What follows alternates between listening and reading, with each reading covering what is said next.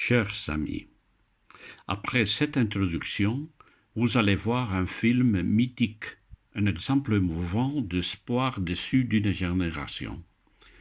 Malgré ses défauts, à commencer pour le fait qu'il n'a été tourné qu'aux 2/3 du scénario et dans des conditions très difficiles, la détermination d'André Malraux, de Max Hopp et de nombreux autres collaborateurs nous permet de la voir aujourd'hui en gardant intact le message qui les a poussés à achever, même après la fin de la guerre d'Espagne.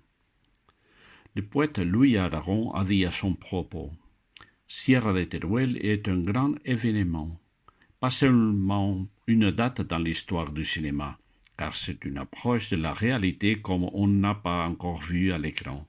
C'est une date de notre histoire, une date de notre confiance dans la destinée de l'homme, dans l'infini progrès de l'homme vers le réel sentiment humain. »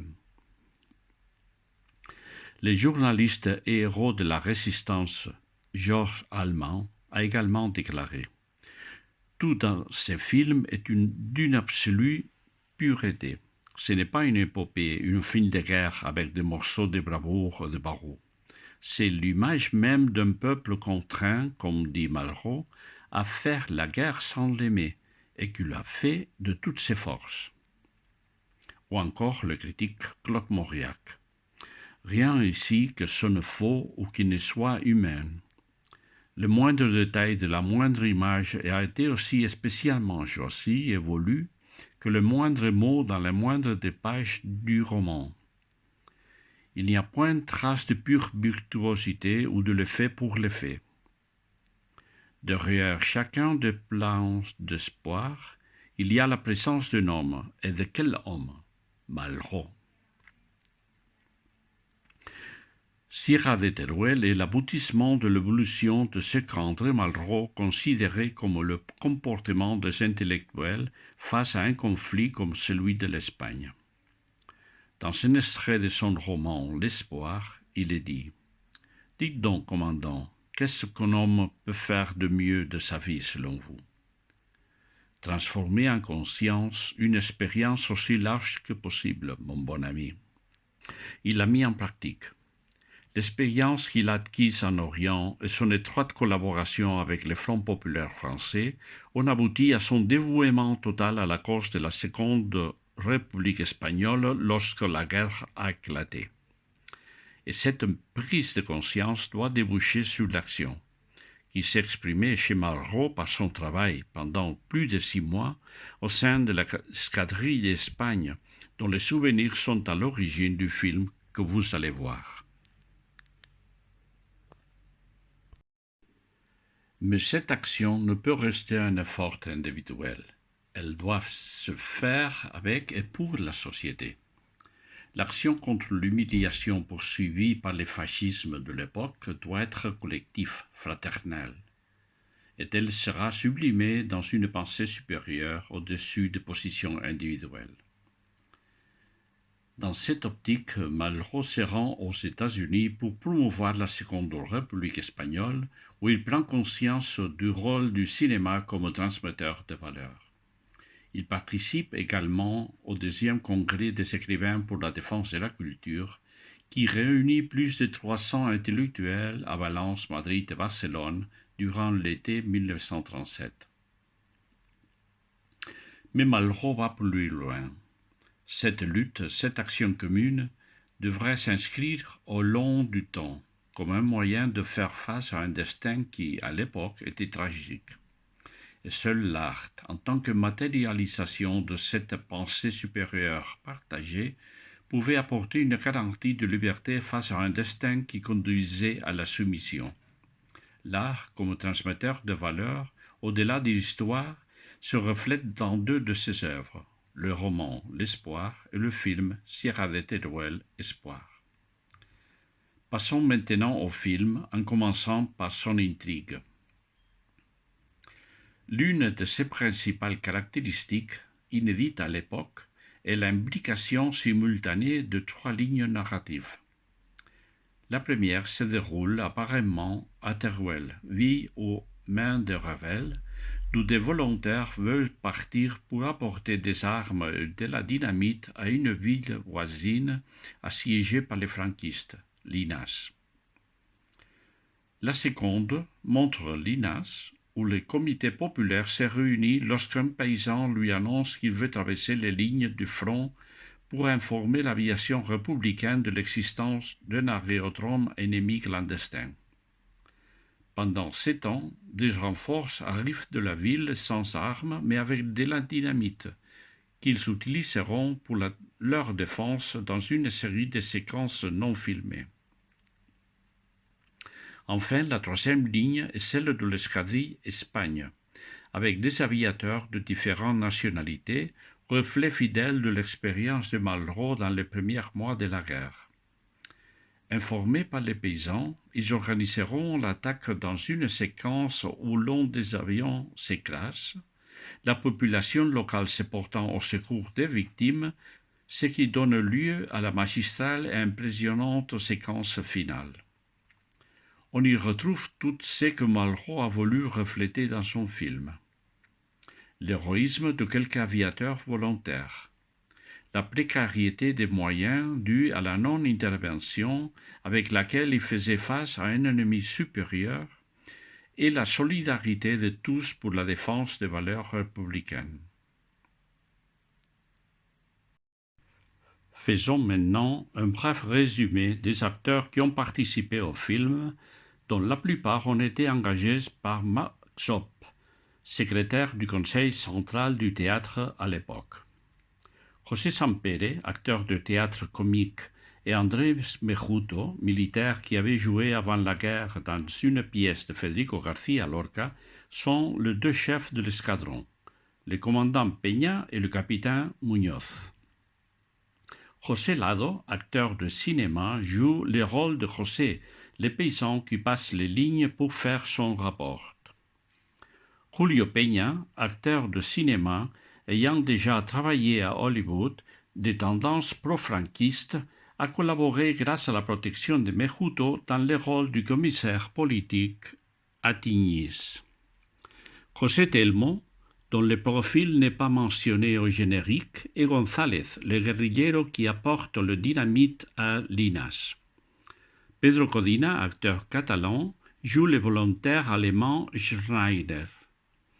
Enfin, Sérafim Ferro, qui n'était pas acteur, joue le volontaire arabe Saïdi. Marc Zopp a dit: l'histoire du tournage de Sierra de Teruel est un ensemble de faits tragicomiques que personne ne racontera plus. Eh bien, je le contredis en résumant brièvement son histoire. Lors de son voyage aux États-Unis, André Malraux prend conscience de l'importance du cinéma dans l'opinion publique. Sa tâche à l'époque était précisément de l'influencer afin d'obtenir des nations qu'elles fournissent des armes et du matériel à la Seconde République espagnole, étouffée par la honteuse non-intervention, alors que le camp rebelle recevait tout le matériel dont il avait besoin. À son retour, il écrit et publie son roman L'Espoir, basé sur ses propres souvenirs ou sur ceux rencontrés pendant la première année de la guerre en Espagne, dont certains fragments serviront plus tard de base au scénario du film, avec un premier nom de Sang de Gauche et après Sierra de Teruel, commencé dans les Pyrénées français au début de l'année 1938. Plus tard, avec la collaboration décisive de Marc Zopp, un scénario technique est préparé par Boris Peskin. Des techniciens belges et français et des acteurs espagnols sont embauchés, et une aide est obtenue du gouvernement de la République qui contribue à hauteur de 750 000 pesettes et 100 000 francs français. Le tournage commence au début du mois d'août 1938, mais au fur et à mesure que la guerre avance, les difficultés s'accroissent, notamment en raison des fréquents bombardements. Selon Denis Marion, assistant réalisateur, sur les 618 plans prévus, 200 n'ont pas été jamais tournés. Sur ces 400 plans, plus de la moitié ont été tournés entre août et septembre, tandis que dans les 2 mois et demi qui ont suivi, un peu plus de 100 ont pu être tournés, pour finir avec une 50aine de plans tournés en France dans les 3 mois qui ont suivi. Mais l'histoire ne s'arrête pas là. Une fois monté, le film est projeté dans des cercles restreints de politiciens et de cinéphiles, mais avant d'être diffusé commercialement, il est interdit par le gouvernement Daladier. En 1940, les nazis ont ordonné la destruction de tout le matériel de propagande de la République espagnole et donc de Sierra de Teruel. Heureusement, une copie a pu être sauvée car elle était camouflée dans des boîtes d'un autre film du même producteur, Drôle de drame. Une deuxième copie, après bien de vicissitudes, s'est retrouvée à la bibliothèque du Congrès des États-Unis. À la fin de la guerre mondiale, en 1945, il a reçu le prix Louis Deluc, déjà sous le titre Espoir. Sierra de Teruel a été tourné dans de différents endroits de Catalogne. À Barcelone, les intérieurs ont tous été filmés aux studios Orfea sur la montagne de Montjuïc, et les extérieurs dans les pueblos espagnols et les rues de Santane et Montcada. Les extérieurs de l'aérodrome ont également été filmés au Prat de Llobregat et à Sabadell, tandis que, outre la séquence sous-mentionnée tournée à Tarragone, la dernière séquence avec la descente spectaculaire de blessés a été filmée dans la montagne de Montserrat et le village de Collbató. Quelques prises de vue aériennes ont été réalisées à proximité de Cervera. Enfin, en France, après avoir franchi la frontière fin janvier 1939, avec une demi-avion comme accessoire, le tournage se poursuit à Paris dans les studios Pathé de Joinville et Villefranche de Rouergue.